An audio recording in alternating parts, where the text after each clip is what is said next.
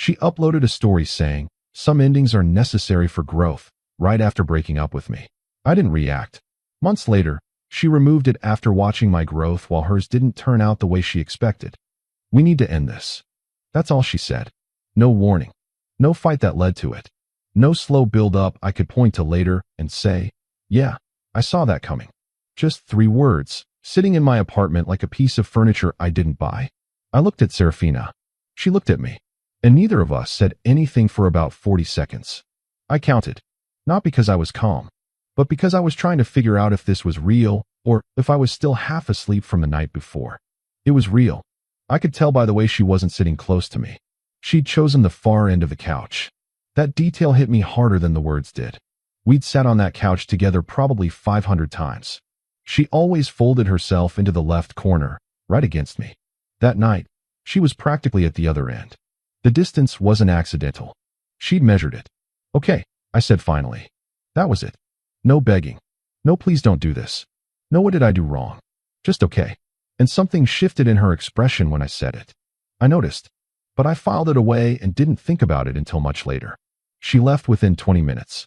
Took her charger, her extra hoodie, and the small cactus she'd brought over 6 months ago and claimed was ours.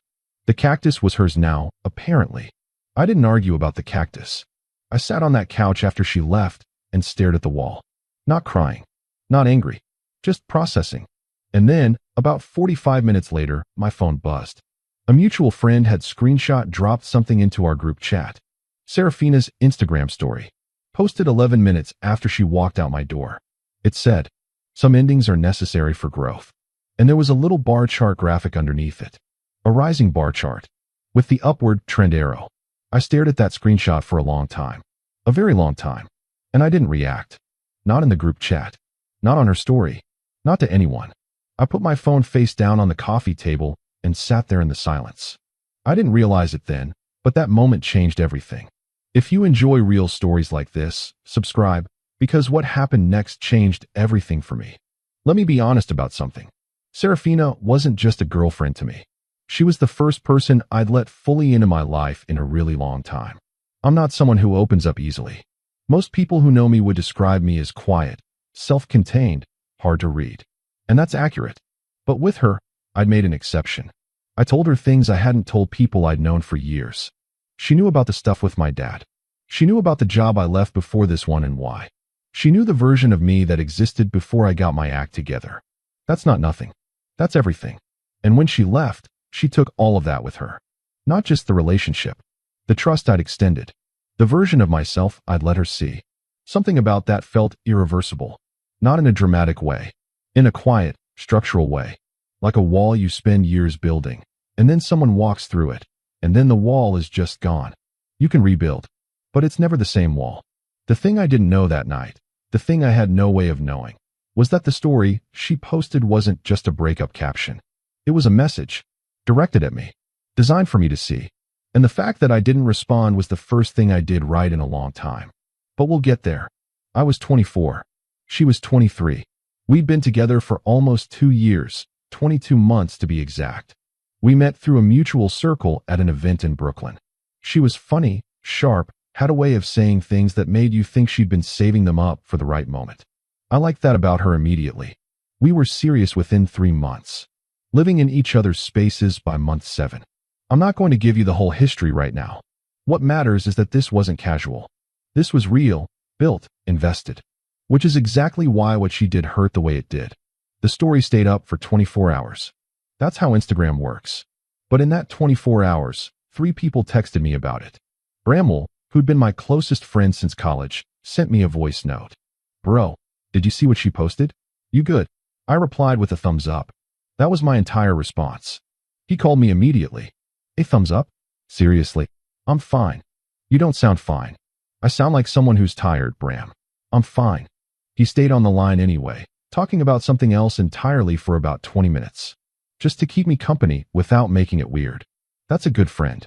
The second person who texted was Elwood, another guy from our circle who happened to know Serafina through some overlapping friend groups. His text said, "Saw the story. That was cold." I read it. Didn't respond. The third person was someone I hadn't spoken to in months. a girl named Ondine who used to work with Serafina at the media startup downtown. She texted, "Hey, random I know, but I saw her post. Just wanted to check in." I stared at that text for a while. Ondine and I had always been cordial, but we weren't close. She didn't text me out of nowhere. That meant she had some context about what was going on. Context I didn't have. I almost asked her about it. Instead, I replied, "Appreciate it. I'm good." And I left it there. Looking back, I should have asked Ondine what she knew. It would have saved me about 6 weeks of confusion. But at that point, I was still in the phase where I was pretending the whole thing hadn't landed on me. That phase lasted about 4 days. I went to work. I ate food. I slept strange hours. I did not check Serafina's Instagram. I know that sounds simple. It wasn't. Every single time I opened my phone, the urge was there. Not because I wanted to see what she was doing, but because I wanted to understand the post. Some endings are necessary for growth. Growth toward what? Growth away from what? Growth she hadn't been doing while we were together? Was she saying I was holding her back?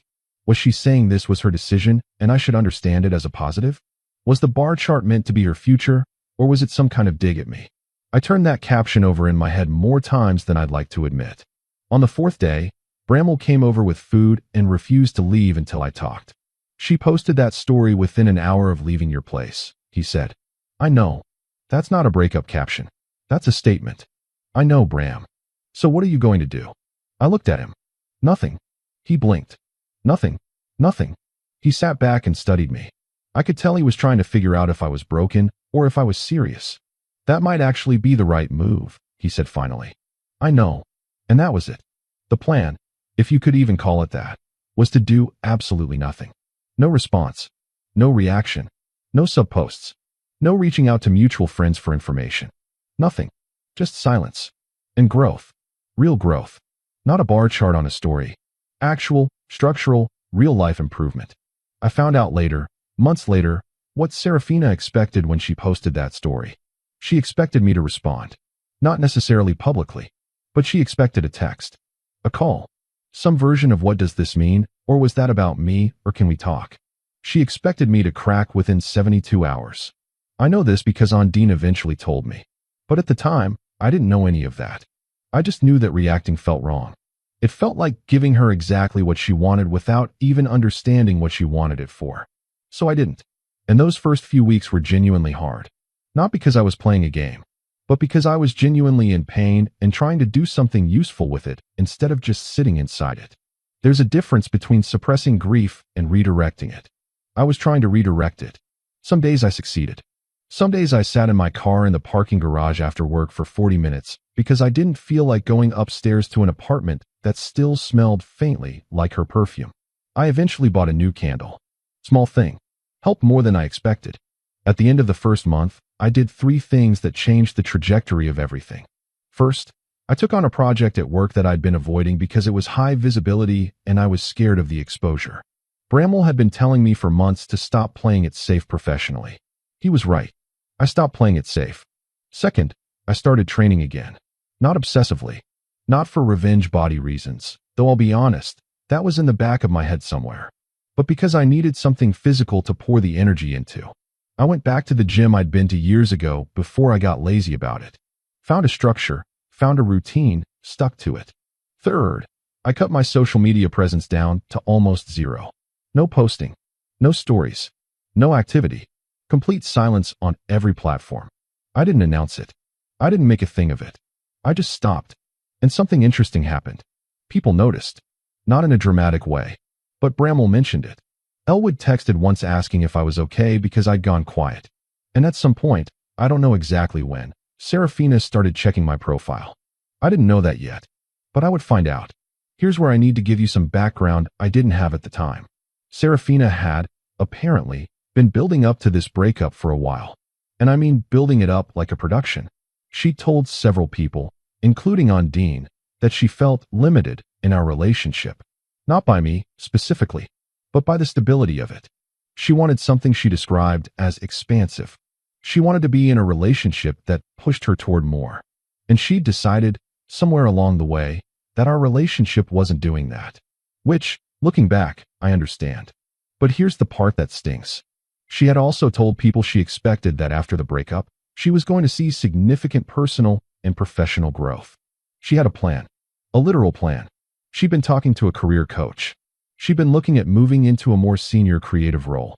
She'd been talking about potentially relocating somewhere with more opportunity, she'd told Ondine. The story she posted wasn't just a vague caption. It was a declaration of an intention she'd been forming for months. And here's what she hadn't accounted for. Her plan required things to go according to plan. And mine required nothing except that I keep moving. Month 2 was when I started to feel like myself again. Not the before Serafina version of myself. Something slightly different. Cleaner, maybe.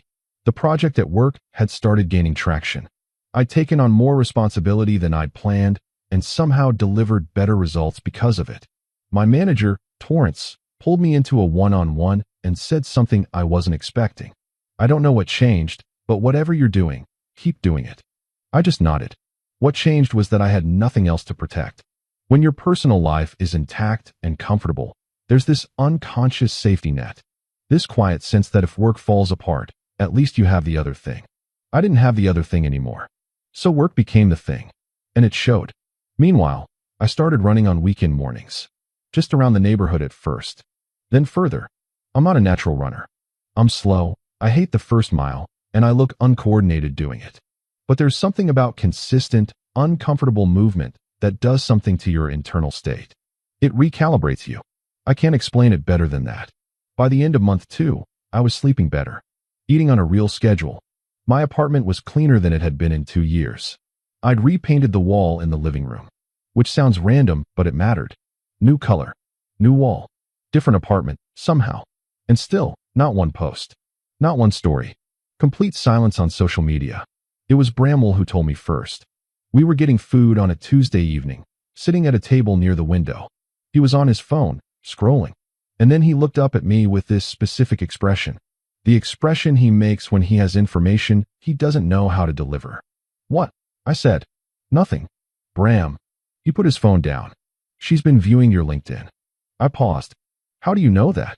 Because I can see who views mine, and she's been on mine too, and the timing is strange. And I checked. Your profile shows views from her company's domain. It's not hard to figure out. I sat with that for a second. She's probably just keeping tabs generally. It doesn't mean anything. Maybe, he said. But the way he said it suggested he didn't think that. I let it go. For now. The project I'd taken on at work turned into something bigger than anyone had anticipated. Without getting too specific, it involved restructuring the way our team approached a particular type of client relationship. I'd proposed a framework that was initially met with polite skepticism. Then it started working. Then it started working really well. Torrance brought me into a senior leadership meeting to present the framework to a broader group. I'm not someone who loves presenting, but I was prepared. I presented cleanly, answered everything they threw at me, and left the room feeling like something had permanently shifted. 2 weeks later, I got a formal title change. Not a huge jump, but real, documented, official. I updated my LinkedIn. Brief, factual. New title, new responsibilities. That was all. Within 3 days, the views on my profile spiked. And somewhere in that spike, I noticed something. Serafina had viewed my profile. Not through her company domain this time. Her actual personal LinkedIn account. She looked at my page. I closed the app and went back to what I was doing. But I thought about it. The bar chart graphic she'd put on her story 3 months ago was suddenly going in the wrong direction. Not the wrong direction for me. The wrong direction for her original theory. This part I'm piecing together from things I found out later. Some from Ondine. Some from Elwood, who was still loosely connected to her social circle. Some from things that became obvious in retrospect. Serafina's plan had run into problems. The senior creative role she'd been positioning for, someone else got it. Specifically, someone with more experience who was hired externally. She'd been confident she was the internal candidate. She wasn't. The career coach she'd been working with had also, apparently, shifted her focus in a direction that wasn't landing the way she expected. The relocation idea had stalled out because the opportunity she was looking at required experience in an area she didn't have yet. And on the personal side, this is the part that matters more than it probably should. The expansive relationship she'd been imagining wasn't materializing the way she'd planned either. She'd started seeing someone within a month of our breakup. I know because Elwood mentioned it casually without realizing I didn't know. The guy she started seeing after you. Is that still going? I kept my face neutral. I don't keep tabs, honestly. Right. Makes sense. I filed it away. She'd moved on immediately, which was fine. That was her right. But the story she posted, "Some endings are necessary for growth," was looking less like a declaration and more like a prediction that hadn't aged well. And she knew it. And I was just now starting to understand that she knew it. This isn't a dramatic scene, but it happened and it matters. About 3.5 months after the breakup, I was at the gym on a Saturday morning. Early, when it's quiet. I'd been consistent enough at that point that it felt like a real routine. Not performance, just structure. I was doing something at the cable machine when I heard someone come in and put their bag down on the bench nearby. I looked up out of habit. It was Fiora, Serafina's college friend. We'd met several times at group things over the years. She was friendly, smart, genuinely kind.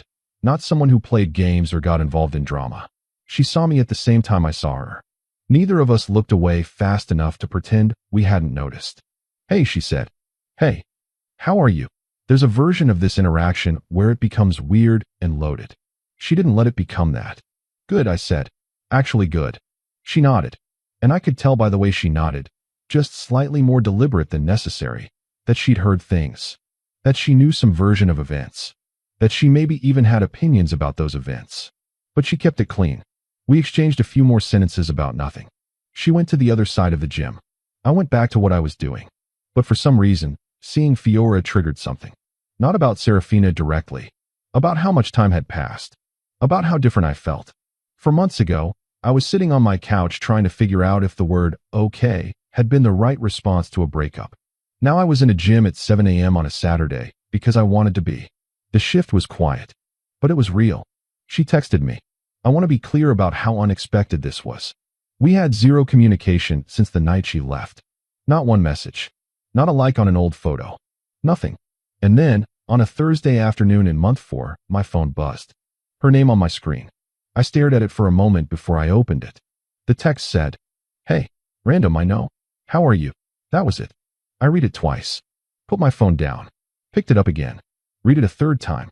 The thing about "how are you" from someone who broke up with you 4 months ago is that it never means "how are you." It means something else. It's a door. They're testing whether you'll open it. I thought about it for about 2 hours. Then I responded, "Good. You. Short. Clean. True." And then I put my phone down and didn't look at it for the rest of the evening. She replied 3 hours later. "Good. Busy, but good." And that was it. That exchange sat there, unanswered by me for the rest of the night. I didn't ghost her. I just didn't have anything to add to busy but good. The next morning, she sent a follow-up. "I saw your LinkedIn. Congrats on the promotion." That's great. There it was. I want to be clear about what I felt when I read that message. It wasn't satisfaction. It wasn't smugness. It was more complicated than that. There was some sadness in it, honestly. Because the version of her that I'd known, the sharp, funny, ambitious woman I'd spent almost 2 years with, had just sent me a polite, careful congratulations message because she'd been checking my profile. This wasn't who she was at her best. At her best, Serafina was the person who showed up to things, who had opinions, who pushed back and made you better. This was a different version. A version that was recalibrating. Reaching out from a place I recognized, because I'd been in that place too. The place where someone else's progress makes you check your own. I responded, "Thank you. Appreciate it." Nothing else. And then I went about my day. A week after the LinkedIn exchange, Ondine called me. Not a text, an actual call. I answered it because I was curious. "Can I tell you something without it being weird?" she said. "Go ahead." "She's been watching your stuff." "I don't really have stuff. I haven't posted in months." "Exactly," Ondine said. "That's part of it." I waited. "You disappeared. Like completely. And I think she expected you to post through it. Like the sad music playlist thing, or the vague quotes, or whatever. And you just didn't. And that was already messing with her." I didn't say anything. And then the LinkedIn thing happened. And then someone from your old gym, who she follows, posted a photo at the gym and you were in the background. I didn't know about that. "You look good. You look different." There was a pause. And I think she realized the story she posted, the growth one. She realized it was going in the opposite direction than she'd planned. "I'm sorry she's going through that," I said. And I meant it. I genuinely meant it. "I know you do," Ondine said, which is probably also making this harder for her. We talked for a few more minutes. And she told me about the job, about the role she didn't get, about the guy she'd started seeing, how it had already ended, about the move that wasn't happening. She wasn't saying this to be cruel to Serafina. She was saying it because she thought I deserved context. And she was right. Here's the thing about finding out that someone's plan fell apart, especially when that plan was built on the idea that leaving you was step one. There's a very human temptation to feel something like vindication. I'd be lying if I said I didn't feel a flash of it. But it passed quickly. Because here's the actual truth. Serafina leaving me had nothing to do with my growth. Her plan had nothing to do with my failure. Our relationship ending didn't automatically mean she was going to flourish or that I was going to crumble. She made a prediction. The prediction was based on a story she told herself about what she needed. And sometimes the story doesn't play out the way you write it. That's not karma. That's just life. What I kept coming back to was a question I hadn't fully asked myself before. If her plan had worked perfectly, if she'd gotten the promotion, moved cities, found the expansive relationship she was looking for, would that have changed anything for me? I sat with that question for a long time. And the answer I landed on was no, because my trajectory had stopped depending on hers. Somewhere in those 4 months, I'd stopped measuring my progress against her predictions. I was just doing the work. That's a different place to operate from. I found out because Bramwell told me. He sent a message at about 10 in the morning on a weekday. She removed the story, the growth one, the old highlight, the one she'd kept pinned. I looked at my phone. Okay. She'd kept it as a highlight for like 5 months. It was basically her breakup manifesto. I know. And now it's gone. I didn't respond for a moment. Then, okay. You're not going to say anything else. What else is there to say? Bramwell was quiet on the other end. I just thought you'd have more of a reaction. I don't really. And honestly, I didn't. Not because I was pretending to be unbothered. Not because I was suppressing something. But because by month 5, the story she'd posted felt like something from a different chapter. Something that had happened to a different version of me. The version who sat on that couch after she left, staring at the screenshot, trying to figure out what it meant. That version cared deeply about the caption. About what the bar chart was saying. About what growth she was claiming and what she was implying about him. This version, the current version, had just gotten a title change, had a consistent training schedule, was sleeping well, had repainted his apartment and bought a new candle and run something like 40 miles in the past 3 months. This version didn't need the story to come down. It had already become irrelevant. But she'd taken it down anyway. And that meant something. Just not what it might have meant in month 1. I've thought about this a lot. Why do people delete things they posted with conviction? Sometimes it's embarrassment. Sometimes it's a shift in perspective. Sometimes it's the quiet admission that the thing you said publicly didn't hold up. Serafina had posted that story with a very specific intent. She'd wanted to frame the ending as hers. She'd wanted to own the narrative. Growth. Progress. The upward trend. She'd wanted anyone who saw it, including me, especially me, to understand that she was moving towards something better, that the relationship hadn't been serving her trajectory. And for a while, I think she believed that. I think she genuinely believed the plan she'd constructed. The problem with building your narrative around someone else's stagnation is that it requires them to stagnate. I didn't stagnate. I didn't crash. I didn't post sad music. I didn't reach out to mutual friends to gather intel about what she was doing. I just worked. And that work compounded in ways that became visible even through my silence. The story she'd posted was supposed to be the opening line of a chapter about her expansion. What it became instead was a timestamp, a marker of the moment she'd made a prediction. And watching the prediction fail, quietly, gradually, without drama, must have made keeping it up feel less like confidence and more like evidence of something she didn't want documented. So she took it down. The second time she texted was more direct. No, how are you? No warm up. Just, can we talk sometime? In person. I read it, sat with it, typed and deleted 3 different responses. Then I wrote. About what? She replied within 2 minutes. About how things ended. I don't think I handled it well. I'll be honest, I didn't see that coming. Serafina was not someone who walked back things easily. She had a strong ego in the most functional sense. She stood behind her choices and didn't second-guess herself in public. For her to say that, in writing, meant something had genuinely shifted. I thought about it overnight. The next morning, I responded. I'm around Saturday afternoon if you want to grab coffee. She said yes immediately. We met at a place on a corner a few blocks from the neighborhood we'd both been in during our relationship. Not the places we used to go together. A different coffee shop. I got there first. She walked in about 4 minutes later. She looked good. I won't pretend she didn't. But she also looked tired in a way that was new. Not physically tired. Something behind the eyes. The thing I noticed immediately was that she sat down across from me and held her coffee with both hands and looked at me without performing anything. No version of breezy confidence. No careful, arranged composure. Just her. "Thank you for coming," she said. "Yeah." We were both quiet for a moment. "I owe you an apology," she said. "Not for ending it. I did what I thought I needed to do. But the way I ended it, and what I posted after, that was wrong." I held my coffee. "The story," she said. "You don't have to explain the story." "I want to." I nodded. She took a breath. "I posted that because I needed it to be true. I needed to believe that leaving was going to unlock something. And I wanted you to see that. I wanted you to see that I was choosing growth over the relationship." Okay. And I think, somewhere in it, I also wanted to see you react. To confirm that it landed. "I know." She looked at me. "You knew?" "I figured it out eventually. You wanted me to crack. Reach out. Ask about it." She didn't deny it. "Why didn't you?" "Because cracking wasn't going to help either of us." She was quiet for a long moment. "How are you actually doing?" she asked.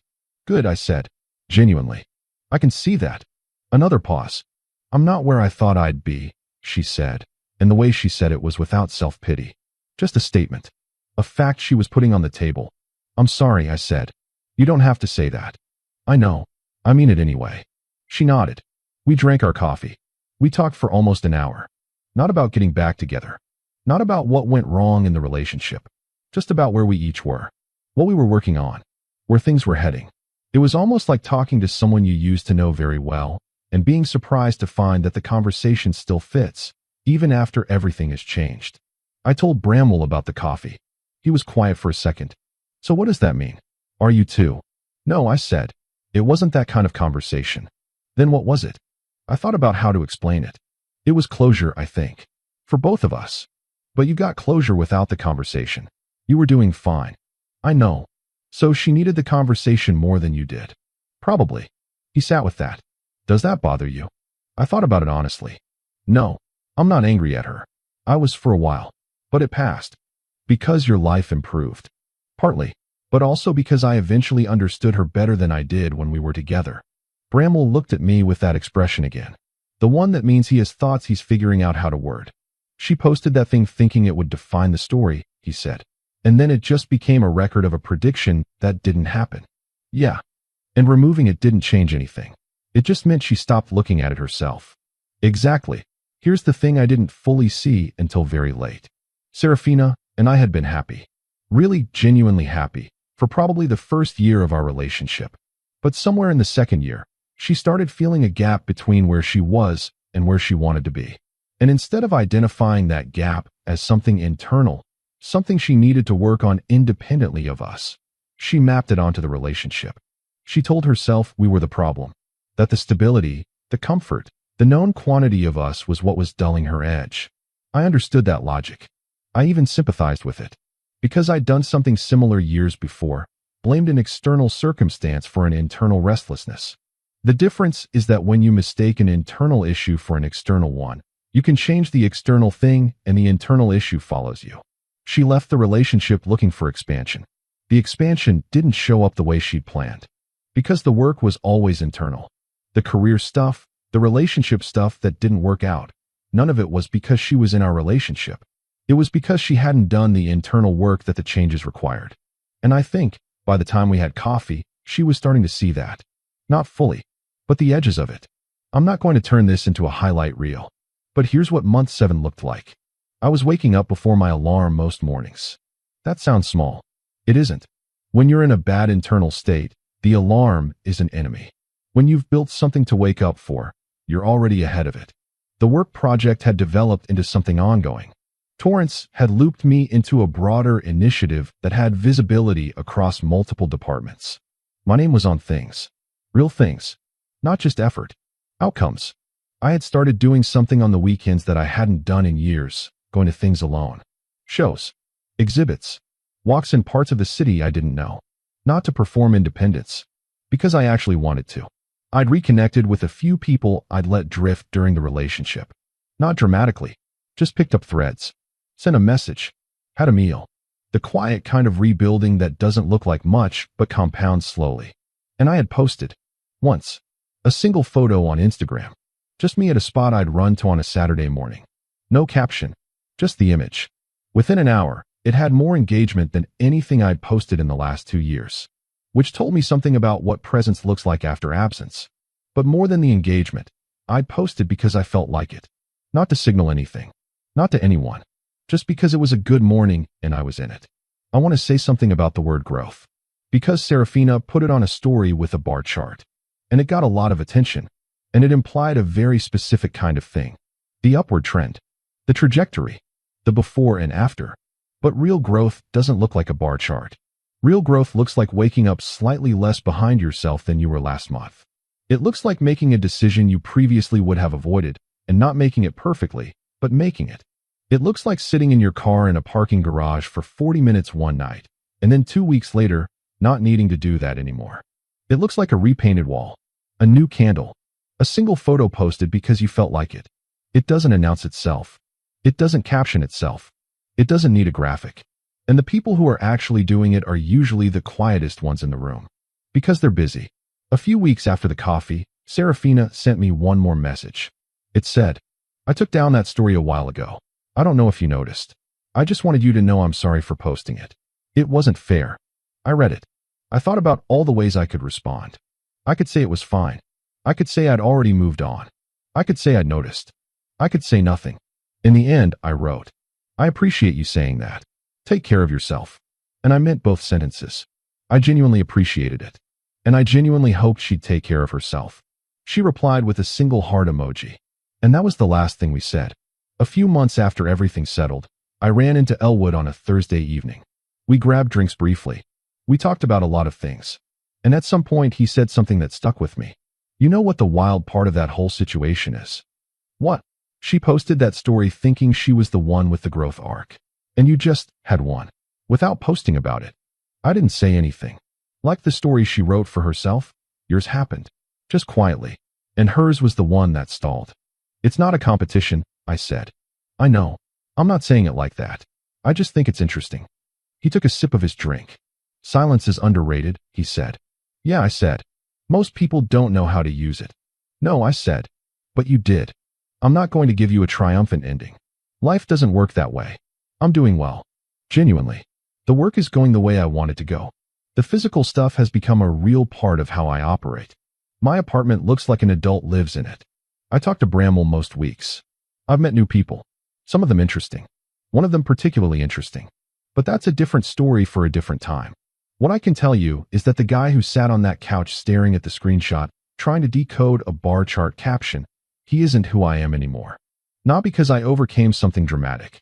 Not because I engineered a comeback. But because I kept moving when I didn't want to. I kept showing up when it would have been easier not to. I let the work be the answer when words would have just been noise. That's it. That's all it was. I've thought about that story more times than I'd like to admit. Some endings are necessary for growth one.